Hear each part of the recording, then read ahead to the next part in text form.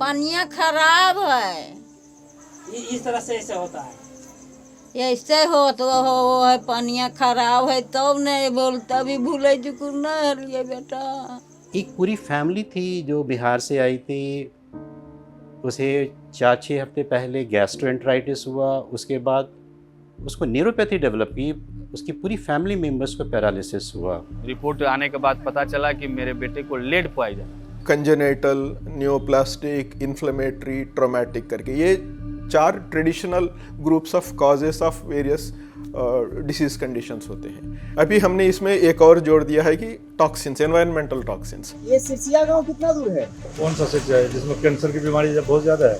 Selenium, cadmium पहले सोचा नहीं था and they are coming out. Operation के बाद उसको दवा चलने लगा लेकिन बीमारी अंदर अंदर बढ़ता ही चला गया। यहाँ पे वेजिटेबल्स में एल्युमिनियम हाई था, लेड भी कुछ सब्जी में हाई था।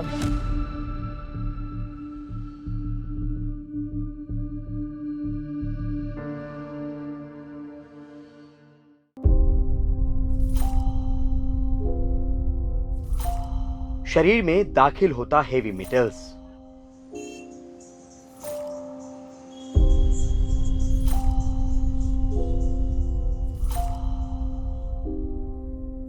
एक ही छोटा बच्चा था हम लोगों के पास, कुछ समय पहले आया था, तो उसका जो हीमोग्लोबिन कम चल रहा था, तो उसके लिए हम लोगों को ये दिक्कत रहा। उसका हम लोगों ने जो कॉमन टेस्ट वो सारे कराया, बोन मैरो टेस्ट भी कराया, उसका जेनेटिक टेस्ट भी हम लोगों ने कराया, बट इन सभी कारणों में हमें जब कुछ क्लू नहीं मिला डायग्नोसिस को लेकर, तब हम लोगों ने उसका एनवायरमेंटल जो हेवी मेटल्स हैं उसके लिए टेस्टिंग कराया और उसमें कुछ पदार्थों की हमें संख्या ज़्यादा पाई गई।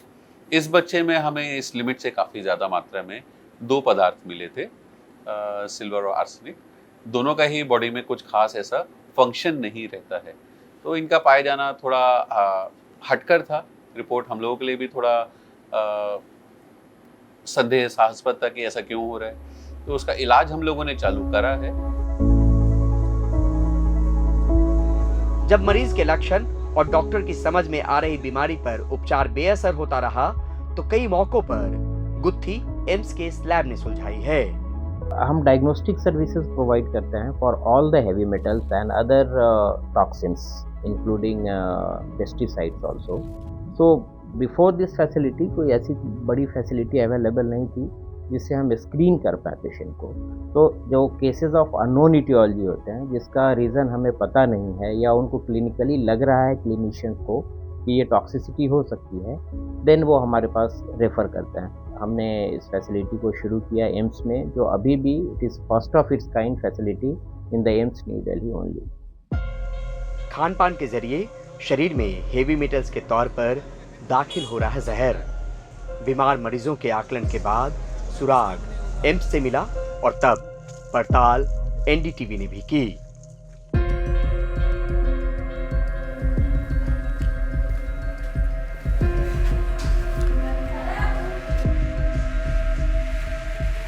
ताकत देने वाला दूध कहीं शरीर को कमजोर तो नहीं कर रहा।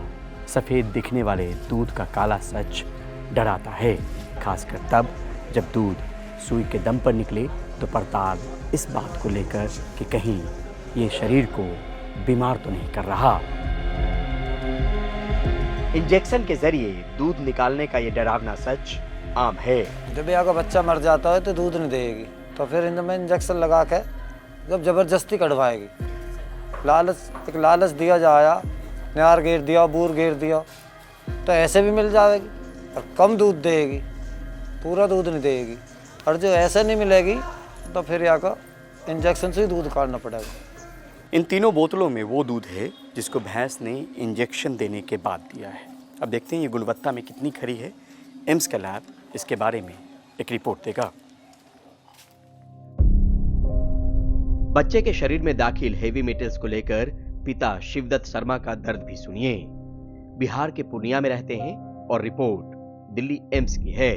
ज़्यादातर वो पैकेट फूड पे ज़्यादा इंटरेस्ट ले लेता था। मैं भी उसकी आवश्यकता को पूर्ति करते जाता था और साथ साथ कोल्ड ड्रिंक।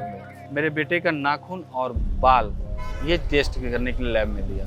रिपोर्ट आने के बाद पता चला कि मेरे बेटे को लेड पॉइजन।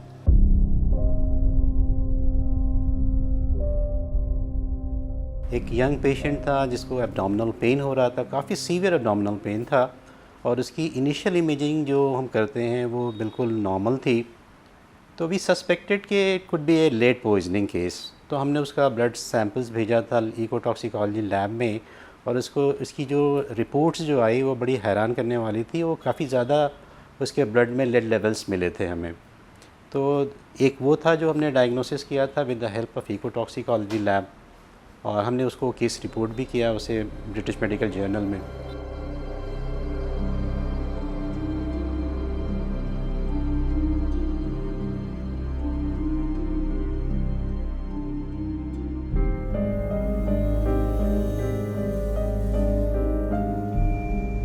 अब लगा कि पड़ताल इस बात की भी क्यों न की जाए कि हरी हरी दिखने वाली सब्जियां कहीं आपको और हमको बीमारी तो नहीं दे रही, बीमार तो नहीं कर रही। किस किस चीज की पैदावार होती है यहाँ पर हिंडन के किनारे? ये मूली है जी और पालक है और मेथी है, बस ये चौलाई। हाँ चौलाई है। धनिया बो रखा है और मान लो अब सीजन आ रही है बथुआ के रिंगे, सरसों है, ये सभी आइटम मान लो लगाते हैं। खेत में ग्राहक ले जाते हैं, ग्राहक नहीं ले जाते हैं तो गाजीपुर मंडी घेरते हैं। ये गाजियाबाद के हिंडन नदी का किनारा है, वो जगह जहाँ पे सब्जियों की खेती होती है। हरी हरी दिखने वाली सब्जियां मुमकिन है कि स्वादिष्ट हों, लेकिन आखिर कितनी सेहतमंद? पड़ताल इसी बात को लेकर। पेशेंट ख़राब हो रहा था, वर्सन कर रहा था, वेंटिलेटर पे गया था, पेशेंट का ब्लड प्रेशर बहुत कम हो गया था, हमें फुल हीमोडायनामिक सपोर्ट देना पड़ा था, बल्कि ऑलमोस्ट कार्डियक अरेस्ट होने वाला सिचुएशन हो गया था। जब हमने सारा सैंपल्स इकोटॉक्सिकोलॉजी लैब हमारे एम्स के जब हमने भेजा तो उस सैंपल्स में हमें निकल मिला, जो बहुत ही एक अनएक्सपेक्टेड फाइंडिंग था। फिर हमारा ट्रीटमेंट इम्प्रोवाइज़ करके निकल को ट्रीट करना पड़ा।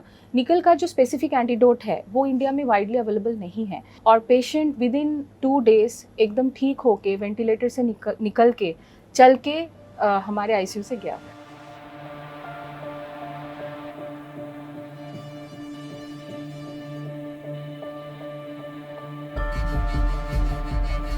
लगा हिंडन ही नहीं, राजधानी दिल्ली से गुजर रही यमुना नदी के किनारे की सब्जियों की पड़ताल भी जरूरी है।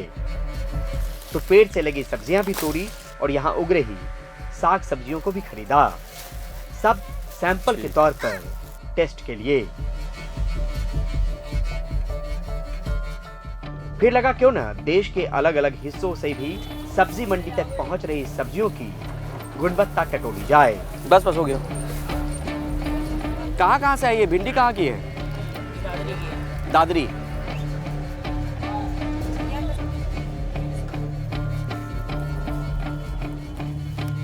ये साहिबाबाद की सब्जी मंडी है और हाथ में ये सब्जियों की थैली घर के किचन के लिए नहीं बल्कि एम्स के लैब के लिए है, जहां पर इसकी जांच परख हो पाए।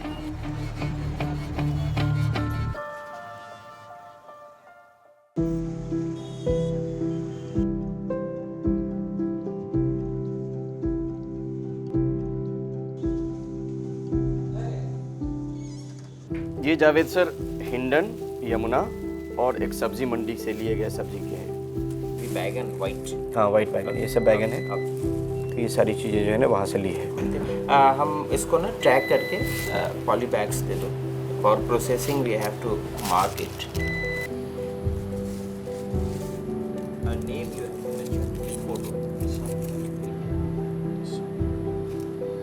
ये तीनों मिल्क ऐसे हैं जिसमें भैंस में हमारे सामने में इंजेक्शन लगा और 6 से 7 मिनट में भैंस दूध देने के लिए तैयार हो गई।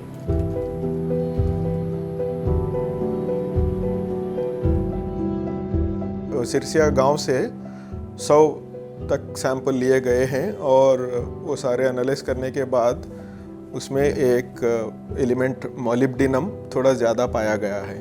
Normal permissible limit of molybdenum in drinking water should be less than 50 micrograms पर लीटर और इन सैंपल्स में 60-70% ऑफ दिस सैंपल्स उसमें 100 माइक्रोग्राम से 1000 माइक्रोग्राम तक पाया गया है और ये molybdenum is also a suspected carcinogen.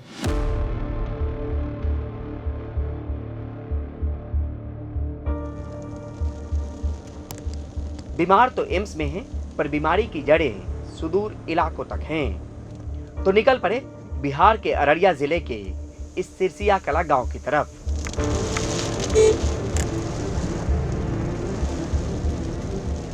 ये सिरसिया गांव कितना दूर है? कौन सा सिरसिया है जिसमें कैंसर की बीमारी बहुत ज्यादा है? हाँ हाँ वही है। बस वो 1-1.25 किलोमीटर बाएं से आप निकल जाइए।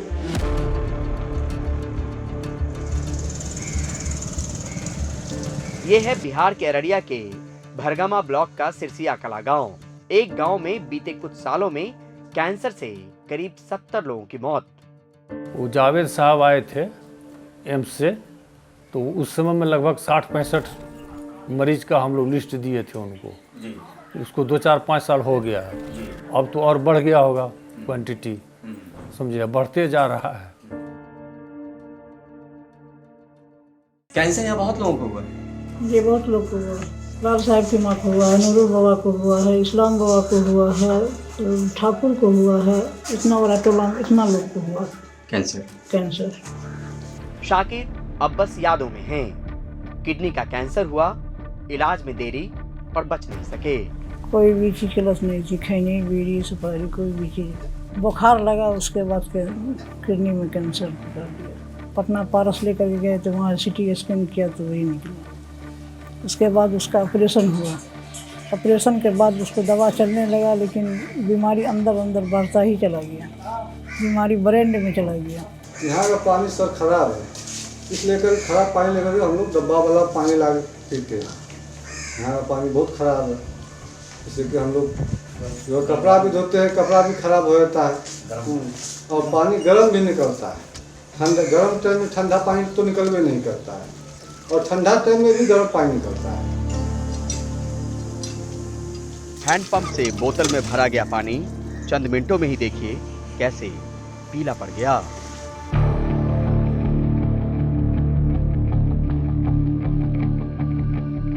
नल जल योजना की लगी टंकी से घर के लिए डब्बे में पानी लाता शहजाद अब हैंडपंप के पानी से बर्तन धोने का काम करता है या फिर कपड़े धोने का।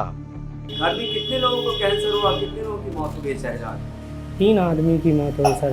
मेरे अब्बू मरे, उसके बाद मेरे चाचा मरे वाले वो मरे, उससे बड़े वाले चाचा मरे।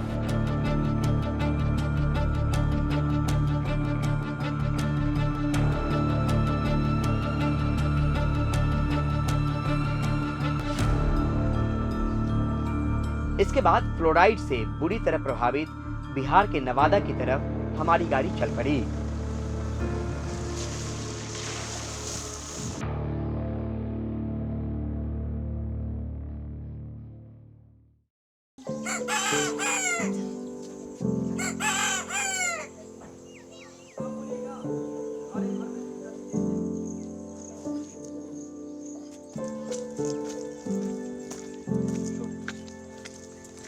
यहाँ कितना घर में दिक्कत है? सब घर में दिक्कत है सर, सब घर 2 गो 3 गो सब घर दिक्कत होता है। ये घर ये वास्ते पैर टेढ़ा, पैर टेढ़ा हो जाता है, फिर बच्चा के टेढ़ा हो जाता है, बड़ा आदमी के टेढ़ा हो जाता है। ये गाँव में सभी घर 1 गो 2 गो सभी घर रहता है।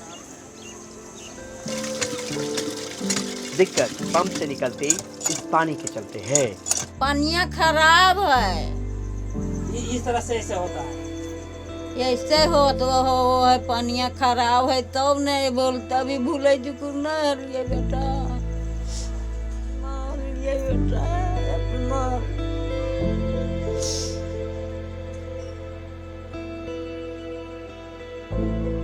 कहा जाता है जल ही जीवन है, लेकिन इस गांव का जल जहरीला है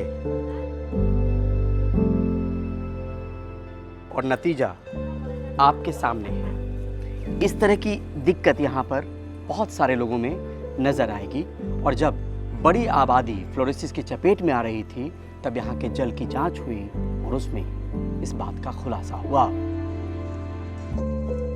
बिहार के नवादा के राजौली प्रखंड का राधेबिगा गांव। फ्लोरोसिस की चपेट में आया बच्चा अपनी उम्र का नहीं दिख रहा, पैरों में ताकत नहीं तो महिला लाठी पकड़कर चल रही है। गांव में यह तस्वीर आम है। जो हमको जो हो गया दिक्कत से हो गया, बाकी आपसे बाल बच्चा जन्मेगा उसका कोई चीज तो नहीं होना चाहिए।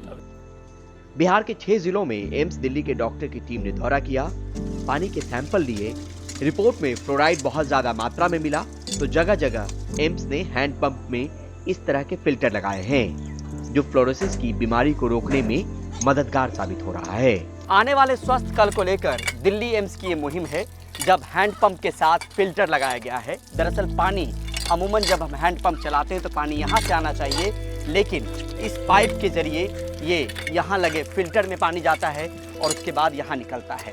और इसकी खासियत है कि ये फ्लोराइड मुक्त पानी होता है और ये कोशिश इसलिए की गई है ताकि अतीत में बने हालात से आज और आने वाले कल को बचाया जा सके।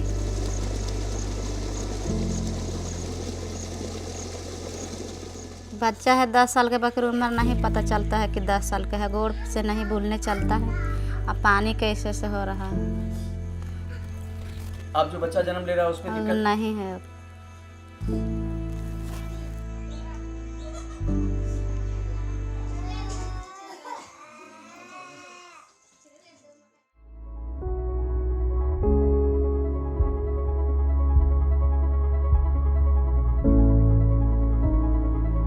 ये कई ऐसे एक स्पेक्ट्रम ऑफ न्यूरोलॉजिकल प्रॉब्लम्स जब हमारे सामने आते हैं और इसका कारण समटाइम्स पता नहीं चलता। इन्फेक्शंस नहीं है, कोई जेनेटिक कॉजेस नहीं है, हमने एमआर कर लिया उसमें कुछ निकलता नहीं है, बस खराबी तो हो रही है। तो उसमें ये हम टॉक्सिन्स भेजते हैं और इनमें कुछ कुछ ऐसे हमारे पास सबूत निकली है जिसमें हम शायद कोरिलेट कर सकते आगे जाके कि हाँ ये टॉक्सिन बढ़ने से ये प्रॉब्लम हुआ। यूजुअली हम टॉक्सिन्स देखते तो we look at lead, we look at arsenic, you know these are the common things. Thallium वगैरह तो बहुत मुश्किल है करना, बट सिलीनियम, कैडमियम पहले सोचा नहीं था and they are coming out.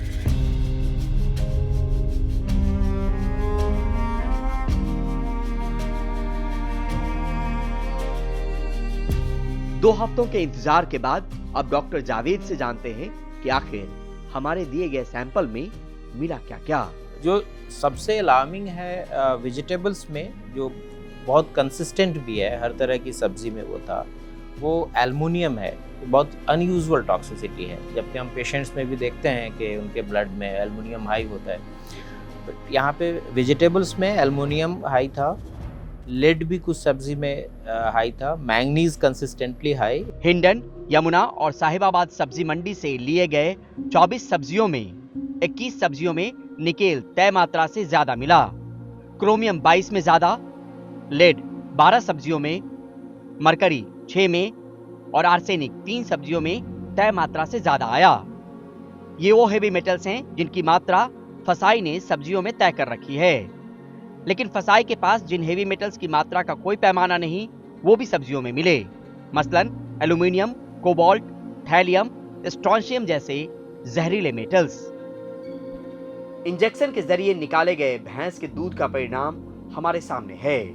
Out of 3 samples, जो आपने 3 सैंपल हमने रिसीव किया था हमारे लैब ने, उसमें से 2 सैंपल में मरकरी का कंसंट्रेशन अलार्मिंगली हाई है, परमिसिव लेवल से मच मोर हायर है इन मिल्क।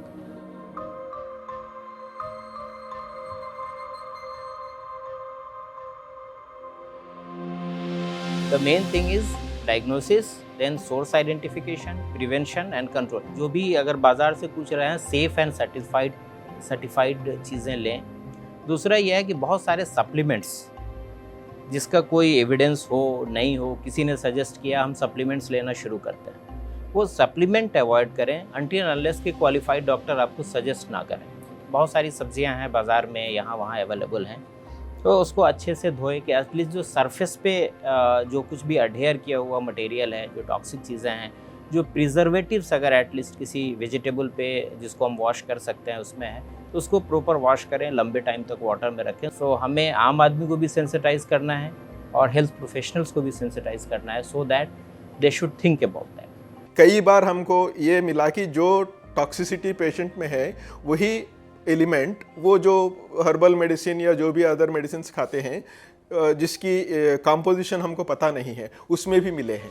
फिलहाल इस लैब की क्षमता 200 तरह के हेवी मेटल्स और ऑर्गेनिक कंपाउंड शरीर में पता लगाने की है, लेकिन शरीर में हेवी मेटल्स की मौजूदगी पता लगाने को लेकर एम्स के दरवाजे बाकी दूसरे अस्पतालों के लिए भी खुले हैं।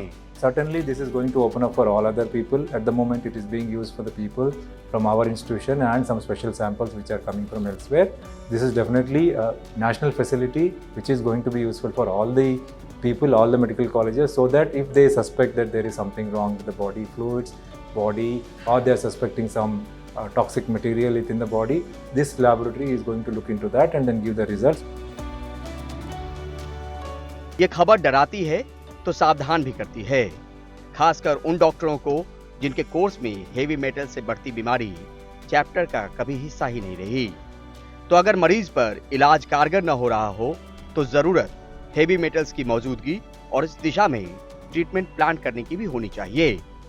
नहीं तो ऐसे ही हालात बनते रहेंगे, बीमारी शरीर में दाखिल होती रहेगी, बेचारगी बढ़ती रहेगी, जिंदगी बेबस दिखेगी।